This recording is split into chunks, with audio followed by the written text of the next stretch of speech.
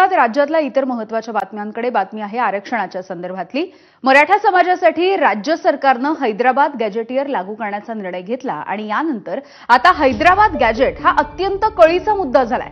हैदराबाद गॅजेटची तातडीनं अंमलबजावणी केली नाही तर आम्हाला पुन्हा दसरा मेळाव्याला सरकारला ताकद दाखवावी लागेल असा इशारा जरांगेंनी दिलाय।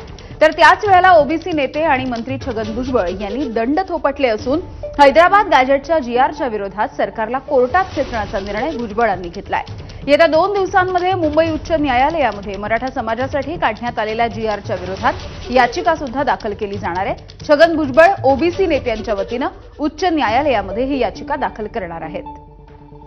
हा जो जीआर आहे त्यातली शब्दरचना जी आहे ती पुढे जी आहे ही ओबीसी साठी अडचणीची ठरणार आहे। कोण सांगतो मराठ्याचे सगळे प्रश्न सुटले, कोण म्हणतो 3 कोटी लोक आता ताबडतोब ओबीसी झाले, आता 3 कोटी। ते जर खरं असेल तर हे खोटं आहे आणि हे खरं असेल तर ते खोटं आहे।